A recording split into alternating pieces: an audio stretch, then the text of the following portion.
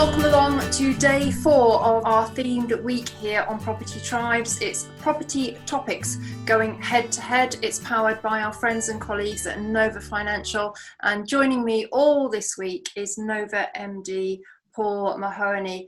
And Paul, before we get going with today's topic, I thought we could just recap on what the week's all about, because when you and I were kind of formulating this week, we wanted to really highlight how powerful and positive it is to have robust debate, because it really does help tease out the issues.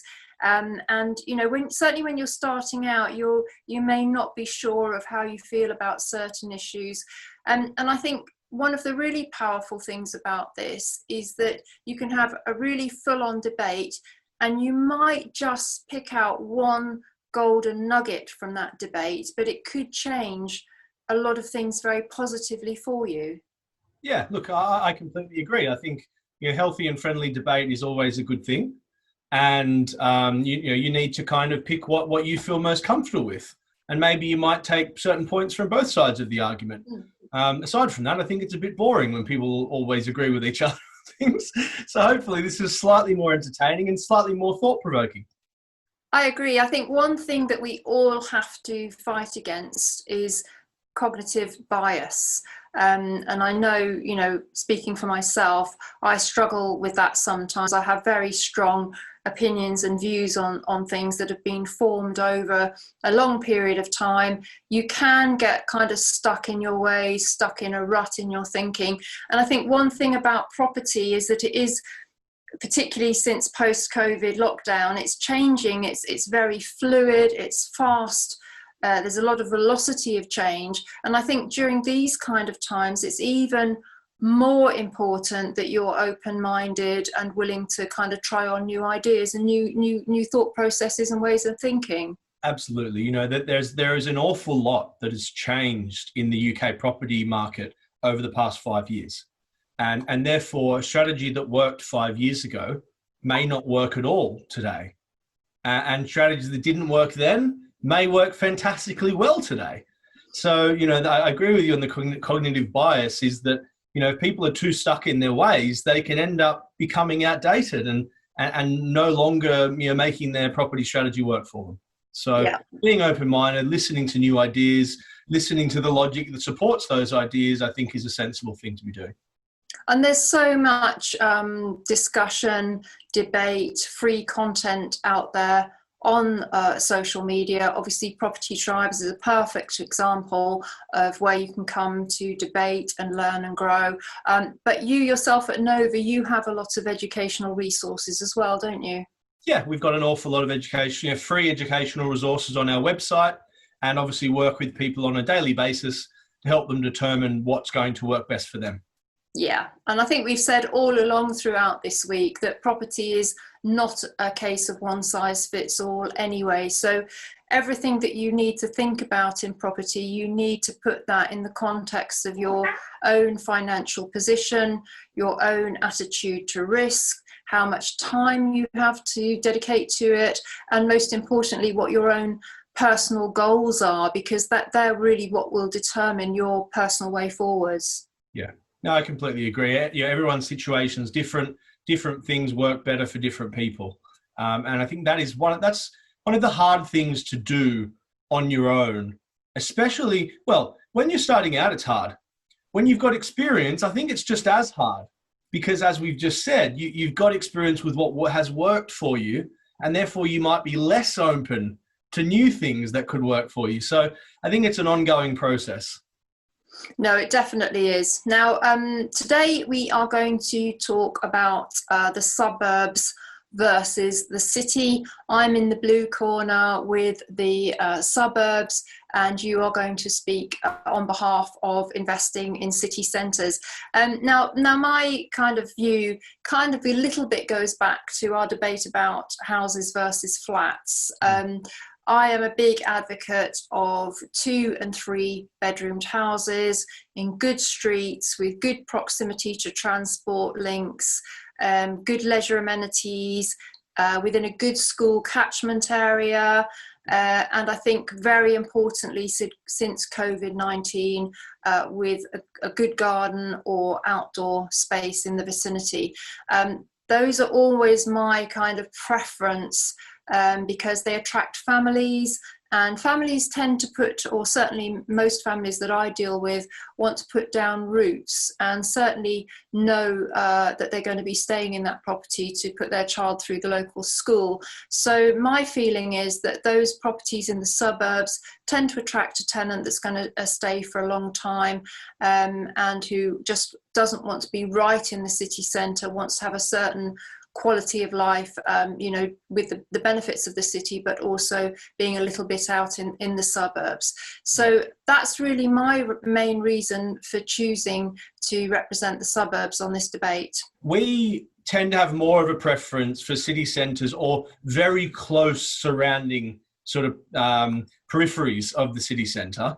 The main reason for that preference, especially when we can get properties at the right price, because, I assume some people will listen to this talk from London and think, well, how in the world am I ever going to buy in central London? I wouldn't encourage you to. But again, there are other places in the UK aside from London, and places, for example, like Birmingham, Manchester, Liverpool, you can buy in the city centre at a reasonable price, or at least the very close surrounding areas. And the reason we like those areas is that's where we find the focal point for depth in things such as strong tenant demand, population growth, a broad range of industries, and therefore providing a very broad range of employment, facilities, amenities, and infrastructure. All of those things tend to be at their highest in the city centre. Mm-hmm. And the further you go, the more they tend to thin. Mm-hmm. The further you go, the higher vacancy rates tend to rise as well, and therefore the larger times between tenants.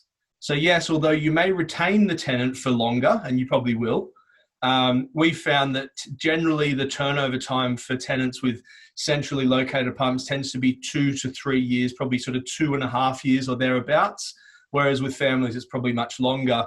But the time between tenants is a matter of days. Mm-hmm. And therefore there will be some cost in finding the new tenant, obviously, but you replace them quite quickly. The type of tenant, some people, I've been crucified for this in the past, in that I'm not in property to provide social benefit. I'm in property to make money. And that's the stark reality. I'm very honest about that. And that's our approach. I think people who have money, and I think maybe I'm in that status, should contribute. I can strongly contribute to charity. There's a chapter in my book about that. I'm a big advocate of that. But I think you should separate making money to giving back, because it's better to make it first and then give it back than to try to give back while making it, in my personal opinion. Mm-hmm. And therefore, I'm generally targeting young professionals who maybe don't need help, but I'm providing a house for them to live in, a nice place for them to live in. They'll pay the rent, they'll look after the place. Now, relating that to the current situation, I haven't had any issues with collecting rent throughout COVID-19 or lockdown because of the types of tenants I target. And I know that a lot of other landlords have. Okay, Paul, I think we always say that we can't talk in blanket terms anywhere, because there will be cities in the UK where, flats in the centre do extremely well. And then there'll be other cities in the UK where maybe they don't do so well, and vice versa. If we're talking about, terraced houses in the suburbs, there might be some cities where the suburbs have a very high propensity of, ex-council stock and council estates, etc. So really, again, as with anything to do with property, the devil is in the detail, and people really need to understand the area, from every angle to understand where the best place to buy is. And it could well be, a city centre flat. Of course, it depends on your budget as well. But at the end of the day, we're only talking in very kind of broad terms, because it ultimately boils down to the city itself, and intense due diligence around it. Yeah, absolutely. And I think some people do overlook that. In fact, I think Liverpool is a great example of this, in that Liverpool city centre has very stark differences in demographics to some areas just a mile out. And you might go a mile north and it's still a nice area. You go a mile south and it's a terrible area.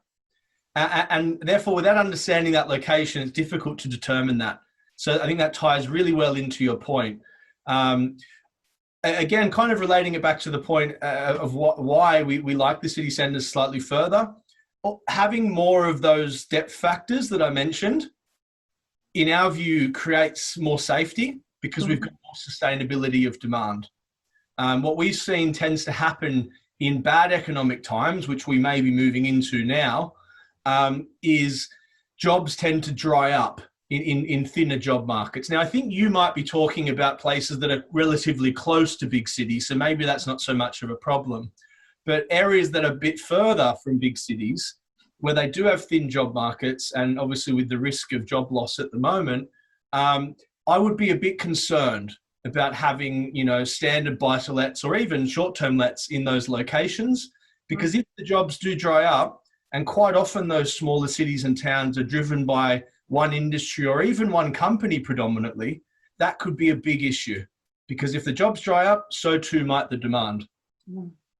No, I absolutely agree. And this is even more of an acute issue since, COVID-19 lockdown and, all the fallout that's starting to appear through that. We're hearing of more and more and more job losses. And in fact, on Property Tribes, we've got a thread that goes to a calculator which shows the number of jobs that are being lost through the recession that's coming because of COVID-19. So I think, due diligence has to be even more heightened. But, Paul, you've been talking about big cities like Birmingham, Manchester, Liverpool. They have very, very established property markets. And, let's just go to, say, a town that I invest in, which is Basingstoke. Obviously more of a kind of market town, does have a lot of employers in the area, a lot of industrial estates and retail parks, those kind of things, which is good. When I started investing there was a massive oversaturation of city centre flats, but a shortage of family homes. And I think one of the key ways to ascertain the best kind of area and property to invest in when you're doing your research is to pick up the phone to local estate and lettings agents and ask them where the demand is and, the best streets, the best type of investment, because they have so much local knowledge that you can tap into. Yeah, no, I agree. I think that's a bit of a pitfall that some people make as well, is selecting a really good location but the wrong type of property. Yeah.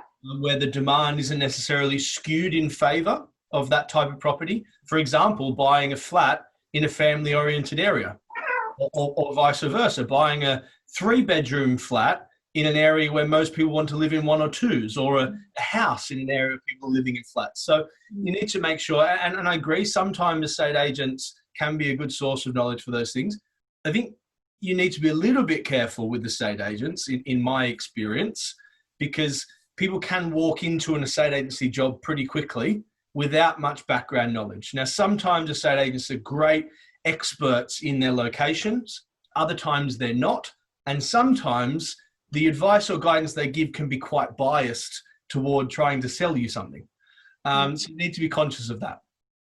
I think so. I do agree with that, and we do have a thread on Property Tribes about how to find your way to a reputable agent and how to vet them to make sure that they are going to be qualified to assist you. I think also one thing that people should do is walk the streets of any area that they're thinking of investing in, because it can change at different times of the day. You can see if there's like a massive, traffic blockage when kids are going to school during the rush hour, or, particularly when I've had flats in city centres, I've always asked Nick to drop me off at the tube station in London at night when I'm assessing an investment, and I've walked from the tube station to the flat that I'm thinking of investing in, because I want to see, as a female, if I feel confident walking alone at night in that area. And I think, these are all the little things you can do put yourself in the shoes of your potential tenant and see, because if a female felt nervous about walking home at night, they probably wouldn't want to rent your flat. So that would cut down the number of tenants you had access to. So again, a mix of due diligence, talking to agents, doing your research online. You can ask on Property Tribes about local areas from local landlords, but also, walking those streets and getting a feel for what it's like at different times of the day and night. Well, it's always a bit of a balancing act, isn't it? It's always a bit of a balancing act on that point, in that, for example, where I live in Deptford, not so long ago, was not so nice of an area. And I remember being here 3 or 4 years ago and thinking probably my wife wouldn't feel comfortable walking down these streets at night. Now it's changing really quickly, and it's probably one of the fastest growing areas for property prices in London. So you kind of don't want to get in too early, but sometimes there's some room for growth. And that's not just this area, it's many areas kind of on the fringes of cities, where you can see the gastro pubs and the cafes at the end of the street, and therefore visualize, well, quite soon they're going to be here. Mm-hmm. So, that's a bit more art than science, I think, but a bit of a balancing out between foreseeing growth and, wanting desirability today. No, I think you've raised a very good point there, to see some evidence in the area that things are improving. There's that age-old adage of, look to see where Starbucks are going, because they do massive amount of due diligence and research to decide where they're going to put their next coffee shops, or Waitrose, where they're going, where you can see new retail parks going in with shops. Of course, a lot of this might have changed post COVID-19, because obviously the high street is in decline now. Things are changing. It's very interesting times, isn't it, Paul? And everybody's going to have to keep well on their toes and up to date with what's happening to actually make some good investments, because, as you say, what has worked before for some experienced people actually might not be such a good strategy going forwards. No, that's true. And I think the key points there, whether it be Starbucks, Waitrose, it's more about inward investment into a location. That's what gives confidence that there has been smart money that has done their research on whether that's a good place to be investing. And that's, in our view, always a really good sign. If you can see shops like that popping up, various big organizations that have property teams that don't spend their money willy-nilly, that does give confidence. I think one final thing, to look also at towns on the outskirts of big cities where there's new transport links and infrastructure going in that's going to shorten the commute time, and also obviously money going into the area, creating jobs through construction projects and things like that. So there's still a lot of the kind of fundamentals that we can look to, but we have to think with a kind of post-COVID-19 lockdown mind now, don't we? Yeah, we do. And just to clarify my point about us liking city centres, I think the Manchester city centre is a really good example. The point I'm just trying to make is 4 or 5 years ago, we were investing right in the centre of the city, and prices there have almost doubled over that time frame. They've grown substantially and really quickly. Therefore, we're not investing there anymore, because we can't see that happening over the next 5 to 10 years. And therefore, we moved a little bit out. We can there's a very distinct ripple effect in the Manchester city centre, and that's another good example of where you kind of need to change a little bit. Go back 4 or 5 years, our clients were paying £250 a square foot for a property in the Manchester city centre. Now they're paying £450. And that's no longer, in our view, a very good investment. So you need to be aware of those things, of what's happened over the past few years, how it's progressing, and therefore what makes a good investment for you. Absolutely. Well, that's it for today's instalment. We've got our 5th and final instalment tomorrow.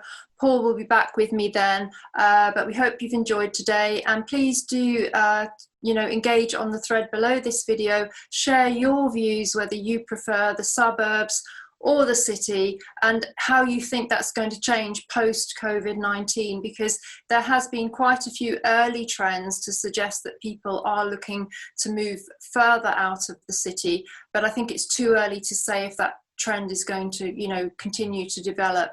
But certainly, you know, changes are afoot, aren't they, Paul? And people need to keep on the pulse of them. I think we need to be very conscious of not listening too much to mainstream media, because the amount of requests I've had for comment on that particular point, and I've said, no, I haven't experienced it at all. Journalists go fishing for these things and they create their own stories. You know, this morning, been inundated with requests for comment on how is the eviction ban going to affect things, because that's what they want to write about. So, yeah, there's a clear reason for a trend for moving away from cities. That's yet to be seen as to whether it actually materializes. I'm sure some people have, but let's not take the media for gospel, I think is an important tip.